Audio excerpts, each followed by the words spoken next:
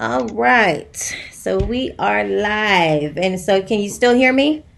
I can hear you just fine. Yay, great. So welcome to Time for Tea with R. Marie. We are back this Thursday. We did not have it last Thursday. We had to postpone due to some unforeseen circumstances, which I'm so excited you guys will hear about that sometime soon. But as you can see, I have a special guest here with me today. I am R. Marie, and I'm going to allow my guest to introduce herself. And we're sorry that we started a little late. We were having some technical difficulties, so hopefully you guys can join in with us.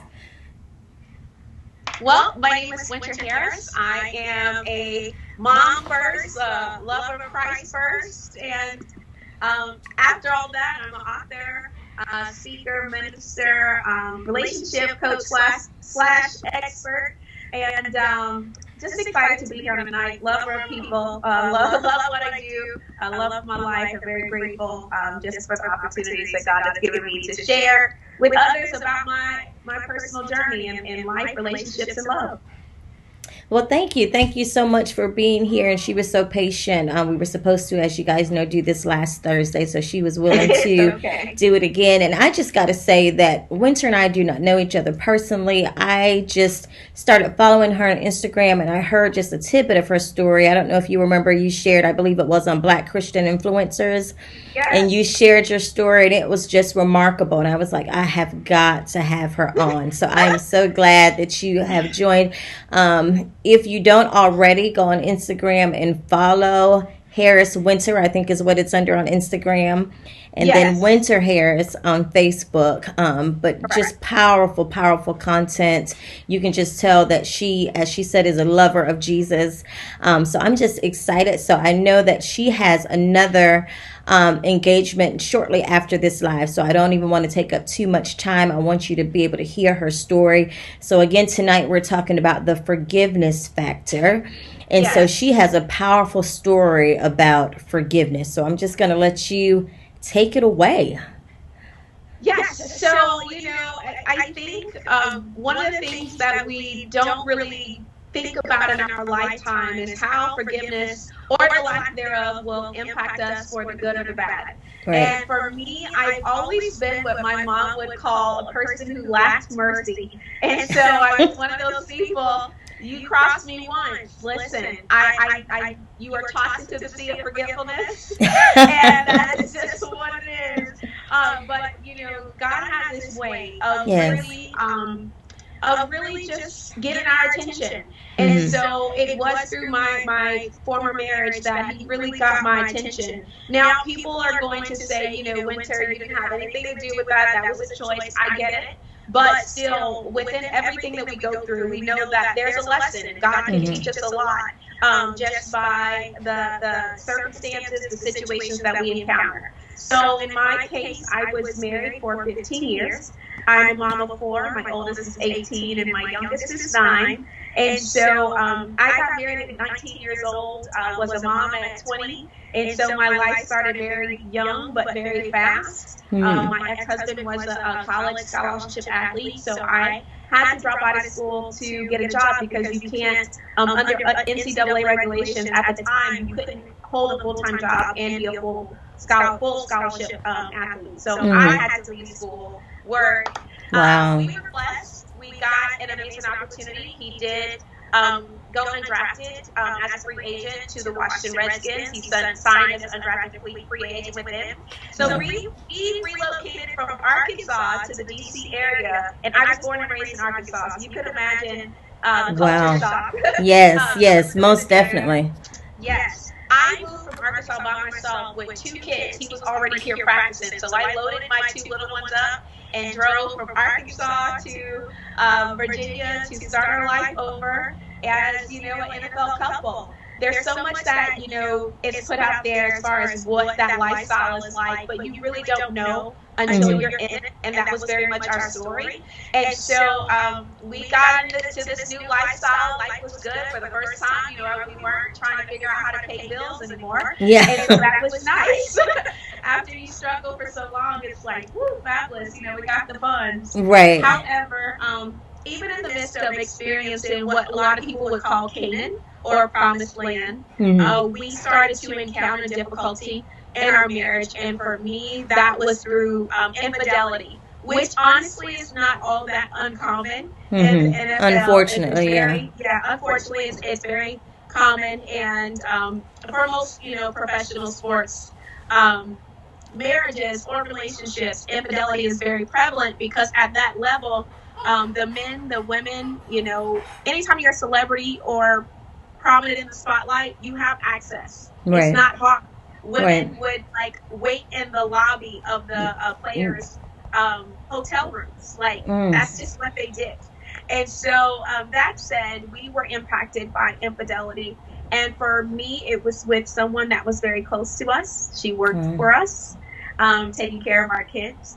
And so I was devastated. I don't know how to say that. You don't really know the impact that something like that has on your physical, well-being, on your spiritual well-being, on your emotional well-being. And for me, my ex-husband, I'm sorry, I dispelled the notion of you have to have some idea. No, I really didn't. My ex-husband actually he graduated from college with 2 degrees. He was not the typical, college athlete. So he wasn't out here just running a bunch of women. Nobody would say that if they knew him. I wouldn't say that about him now. He still is a very nice guy. He just had this issue. And so I was blindsided by that. At the time that I was blindsided, I was pregnant with my youngest son. And so in the midst of being pregnant with him, I find out this information. My parents are also going through a divorce after 27 years. Wow. And so I call 2007 the absolute year of hell, with the exception of my son being born at the end of that year. And I actually had him prematurely. There was a lot of stress. Unfortunately, my son, while I was pregnant with him, the young lady was also pregnant as well. And so listen, when I tell you my life was literally turned upside down. Oh my gosh. Upside down. And so people often say, why do you tell, your business like this? I tell it because when we get to the end, it gives a great context as to the framework of how God really did a work in my life. And I can't tell the end without telling the beginning. The beginning is what it is. I can't change that. And so that said, that the infidelity rocked our world. The infidelity didn't stop. I was what I would call, the typical religious church girl that, I felt like it was my responsibility to stay by his side, even if, the Bible did give me grounds to leave. I believed that God was a restorative God and that we were going to get through it. That was not our reality. Wow. There was, a subsequent birth while we were married. So there was a second child born. And then, unfortunately, pretty much while I was in the hospital, about 6 months after me getting discharged, I found out that there was another affair. And so when I tell you, I was in the hospital, y'all, because I was so worn out from stress. And not just stress from the emotional impact, but I was angry. I never understood the term snapped until I went through what I went through. And when I tell you that you can say you're holy all you want to until you're hit with something like that. Come on. It wasn't a holy thing that I could think of at that time. And when I tell you I wanted to hurt him, I wanted to hurt all the women, listen, I was angry. And so when you try to play the bigger person and stay and hang in there and, God's going to restore and you're still taking these punches. By that point, my body was whooped. My body was really whooped. I woke up one day in 2012, 2013, and I couldn't walk. I couldn't walk. I'm so serious. I couldn't walk. Every function that I had to walk, to pick myself. I had no strength in my body. And when we went to the doctor, I was diagnosed with the autoimmune disease that impacted my joints. I literally went from being mobile one day to immobile the next. Wow. And so I personally feel like everything that impacts us mentally, emotionally, spiritually has an impact on us physically. Right. And mine impacted my health. And so here I was, unable to walk. That said, it also stirred up another autoimmune issue. Wow. And I found myself pretty much in the hospital for 2 weeks, fighting for my life.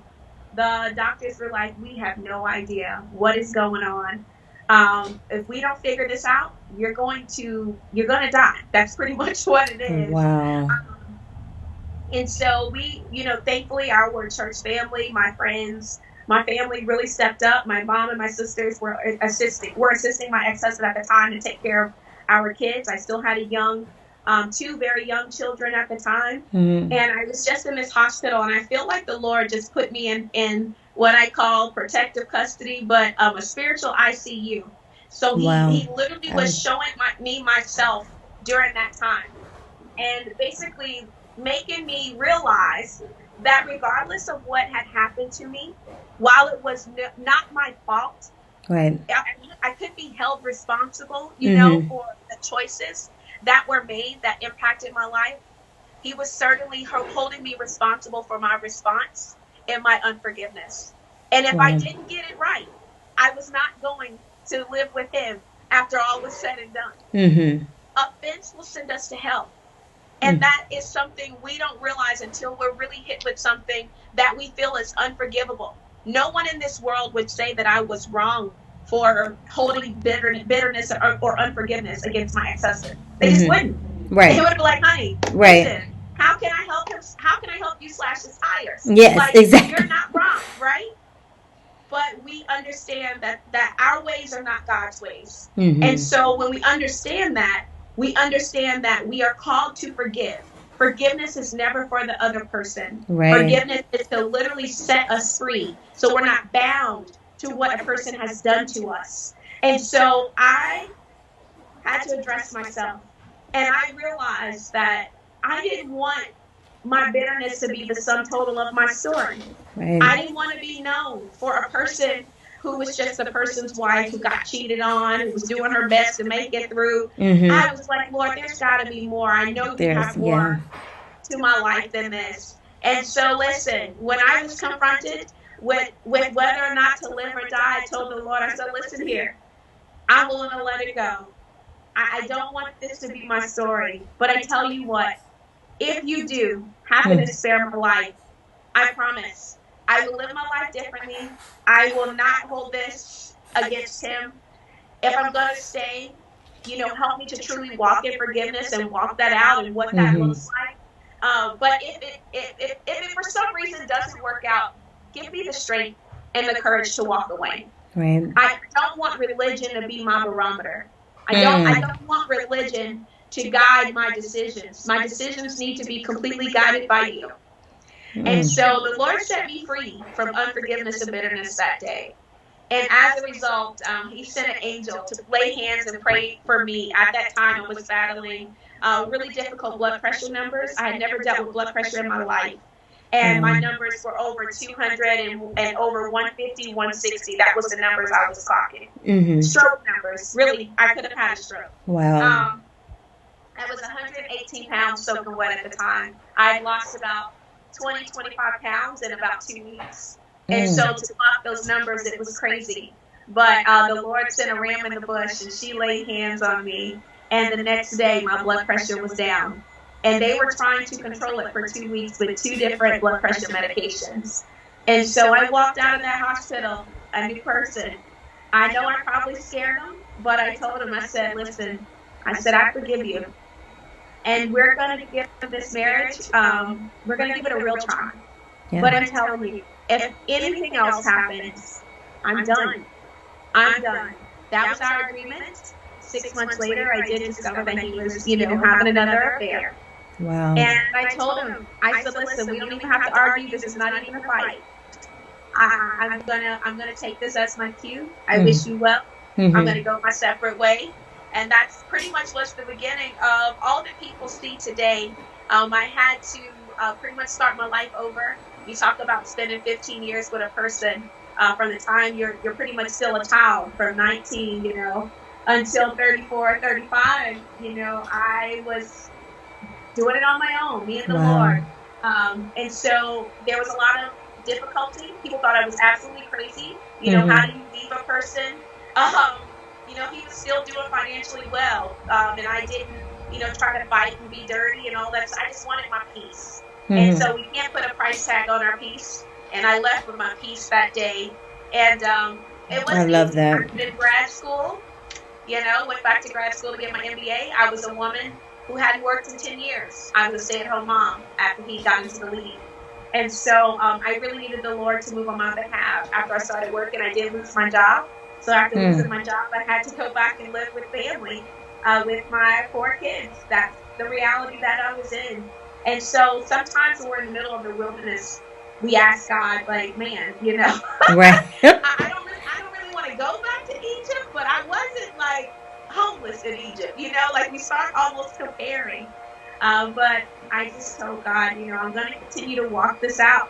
Yeah. I don't know what this looks like, but I started to tell my story. I didn't get on social media trying to have this great platform. I just knew that the Lord had set me free, and I knew that there were other women, other men that were in my same position. And we overcome by the word of our testimony. Yes, yes.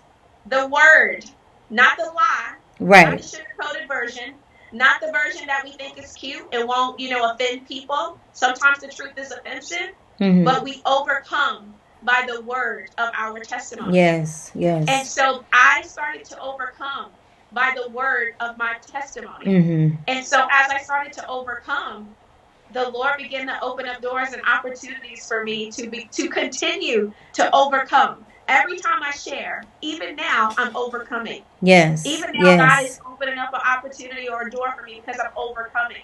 And so we can't really reduce our testimony to what makes us comfortable.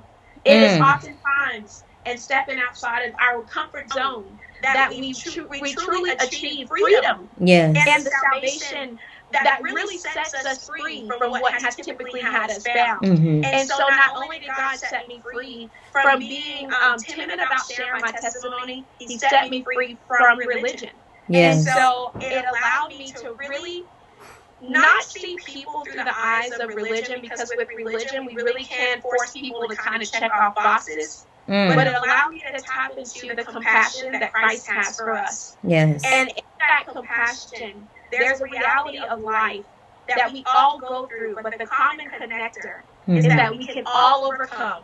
You might not be able to identify in my victory, but you can certainly identify in my pain, because we all have it. Yes. That's why testimony is so important. And so we connect and we identify. But if I can identify with you in my pain, and then you see my victory is of greater significance, because you see that if he can do it for me, yes, who can identify with you in your pain, then he can do it for you, because he's no respected person. Right. I'm no different. I put my pants on the same way everybody else does. But it's important that I share that, because now on the flip side, God has been so good to me. It is now that I'm seeing the fruit. Amen. All of that sacrifice, all of that I can figure out how to pay my bills, all of that, having to suck up my ego and say, Mom, can I come back home? I can't afford to pay my rent. I don't have a job. I don't have, the means to really make ends meet. And I was still getting child support and alimony, but the reality is that I live in Loudoun County. Loudoun County is the richest county in America. It's not cheap to live here. And so it was a crazy time, but I look back and I'm so grateful, because I can see literally the hand of God on my life, even in times where I wasn't so sure I could trace his hand all the time. But I'm certainly seeing his heart. And your testimony is not just for you, but it truly is to set other people free. Yes. And for me, I love relationships. I love kingdom relationships. I love that God can still restore. I share my testimony because I also like to say it's not that God couldn't save our marriage. There were choices made that led to the non-saving of it. Right. The Bible is clear. Divorce doesn't happen because it has to. It happens because in some instances there's a hardening of hearts on both ends. And so I don't want my story to be a story that says, oh, if your husband cheated, you should just file for divorce. That's not the case. I've seen great redemption stories in the case of infidelity. That just was not my story. But I also want to tell the totality of it. Right. Because there are some women that are sitting in relationships they should be leaving. That's the reality. I tried the Holy Ghost my way in, like, really sticking out of marriage, okay? And it was clearly time for me to go. But as a result of truly trusting God and making that decision on my own, as a matter of fact, I'll share this. Every time that I would go pray, because I wanted to make sure it wasn't just winter, that it really was a spirit-led decision. Every time I would go pray, and as we were going through the divorce proceedings, I would say, Lord, you know, if this is not your will, feel free to intervene. And I'm telling you, some crazy would happen that would still point me towards the direction of leaving. I'm so serious. Wow. And so I believe that God can lead us and guide us in all things. The Bible says, in all your ways to acknowledge Him, and He will direct your path. All your ways, not some ways, not the ways we feel like consulting God, but all. Always. And so I'm grateful that, you know, He's just been faithful. And if anything else, my life is a reflection of His faithfulness, because He really has been. I now, you know, after losing my house, I was sharing this. Just 3 years ago, I was homeless. Wow. Homeless. Wow. That's real. That was my reality. On social media, still trying to spread good news about relationships and give my advice, and homeless. 3 years ago, that was my reality. Wow, and, look at God. Yes, I remained that way for a year. And about 2 years ago, the Lord had blessed me with a great opportunity. And it's crazy that I look at this house. We live in one of the wealthiest cities in Loudoun County. We're in Fairfax County, so we live in one of the wealthiest cities. Most people, they say, ask me where I live, and they're like, how do you afford to live there? And we don't flinch. I'm so serious. Wow. My kids have all that they need. You know, when you talk about being homeless, and now you're in a 4-bedroom, 3.5-bath townhouse, you live well. Yes. I take that by myself, though. That's the thing. It's not, oh, let me try to hook them in to help me. No, the Lord is good. Right. I take all of my expenses alone. I actually call my alimony fun money. That's what I call it. Fun money. And it's just, God is good. God is really good.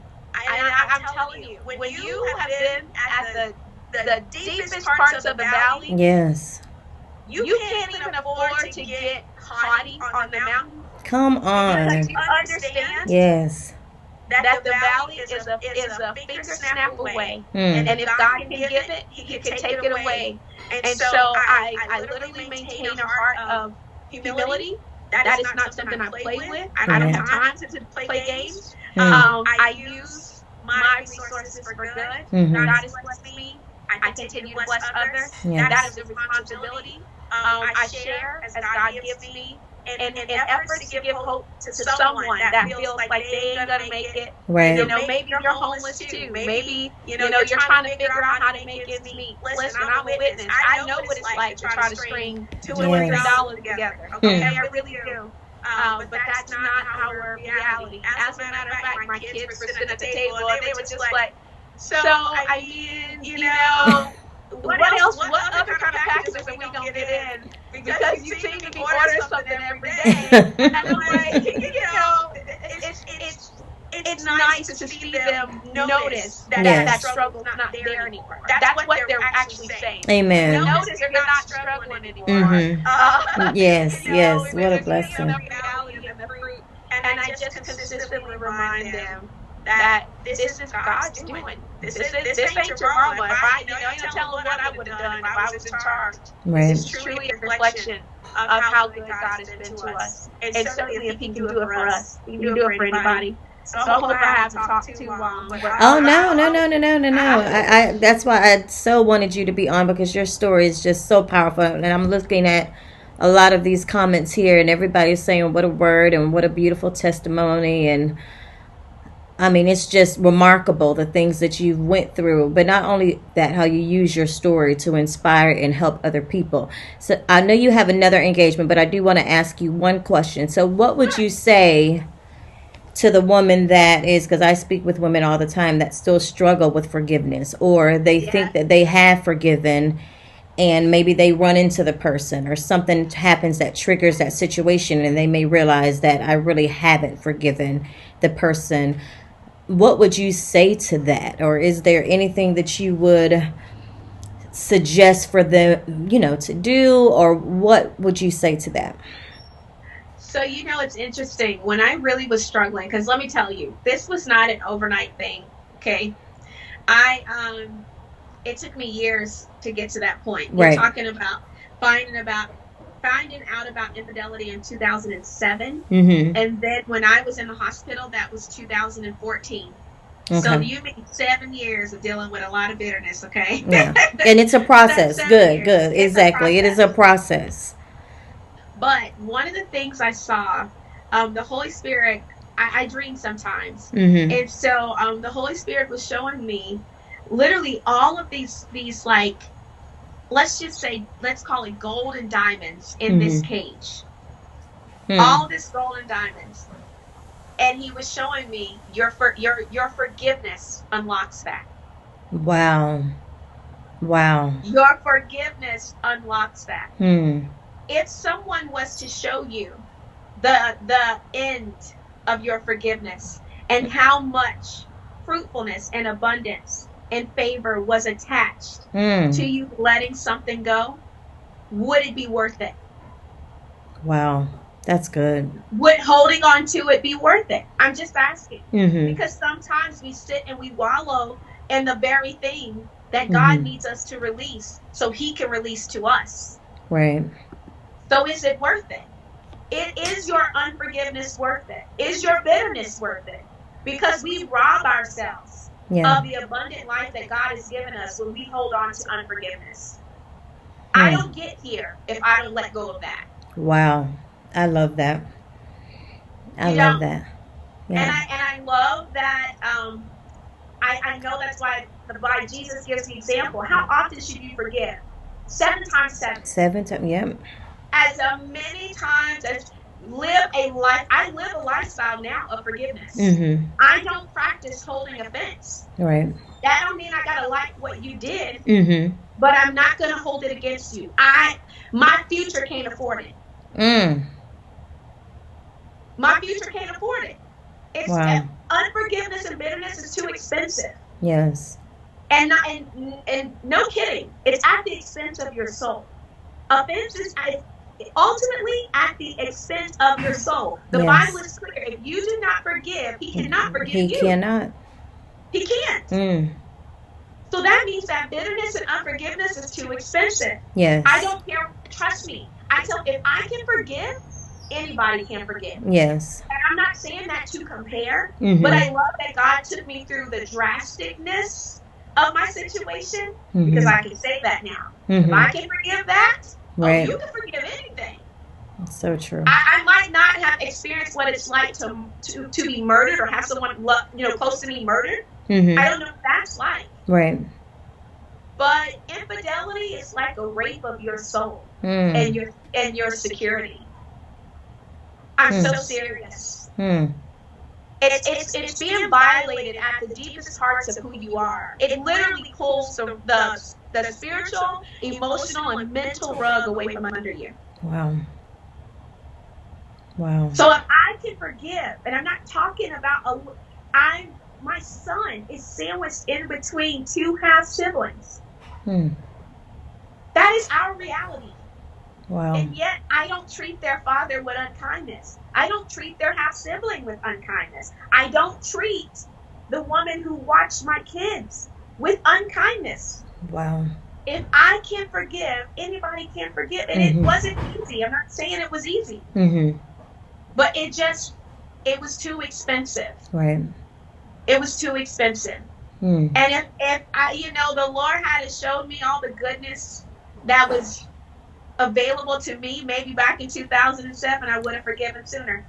Wow. I would have forgiven sooner. Mm-hmm.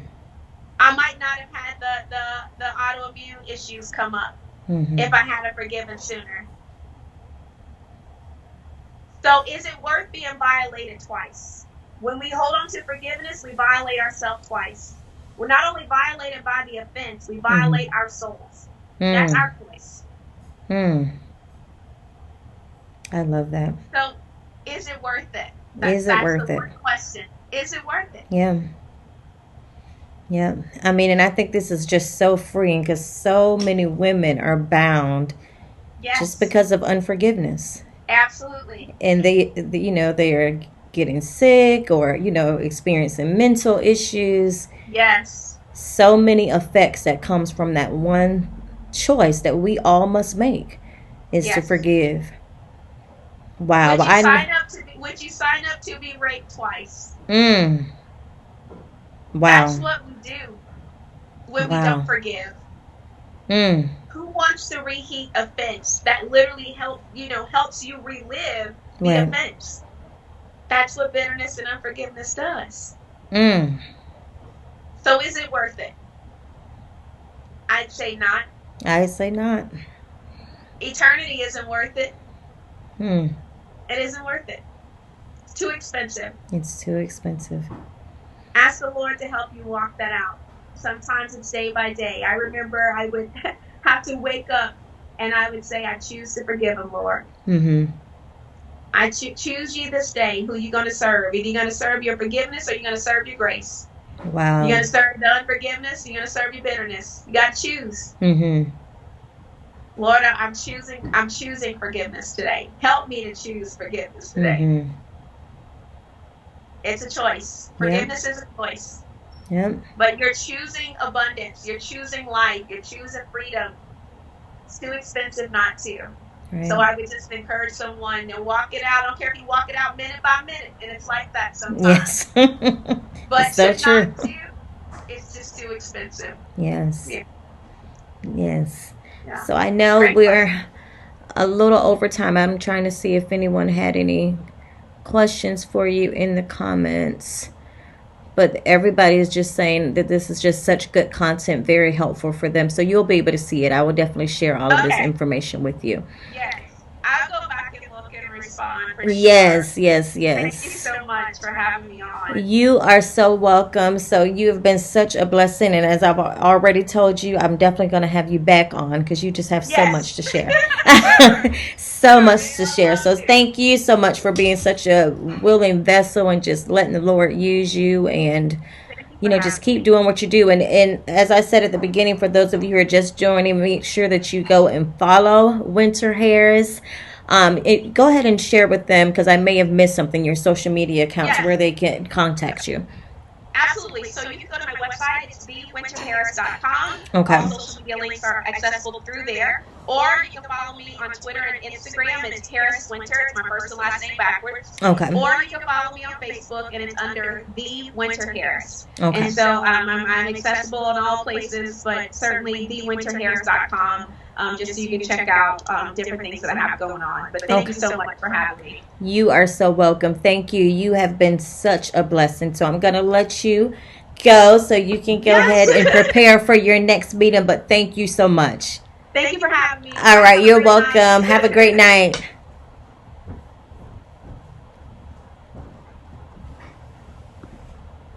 All right. So I hope that was helpful for you, ladies.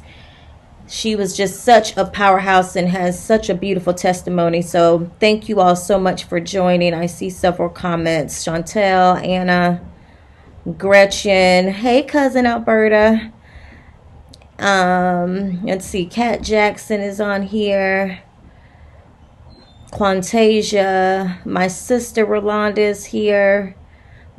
Miss Wanda Williams. Tanika is here. My husband. So thank you all so much for joining. Allison, thank you all so much for joining. If you can, please go ahead and share this out. We will be back again next Thursday with Time for Tea with Our Marie. And you know what? I was so into her story, I didn't even drink any of my tea. But I hope that you all will come back and join us again. We were talking about tonight the forgiveness factor, and so it is just so important to forgive. And I love that she said we have to ask ourselves, is it worth it? Do you want to be raped twice? I've never heard it put that way before, but I love what she shared with us tonight. So we definitely, ladies, have to make a choice to forgive. And even if it's hard, even as she said, if you have to do it minute by minute or day by day, we have to make a choice to forgive. Hey, Brother Aaron, I see you on here. Hey, Miss Dress. So thank you all so much. If you don't mind, share this out so that others who were not on can have the opportunity to catch the replay. You can also subscribe to my YouTube channel at Hope with R. Marie. You will find this video there as well. So again, feel free to share it out. I look forward to next Thursday. Until then, have a great evening. I enjoyed you guys, and thank you again for tuning in. Have a good night.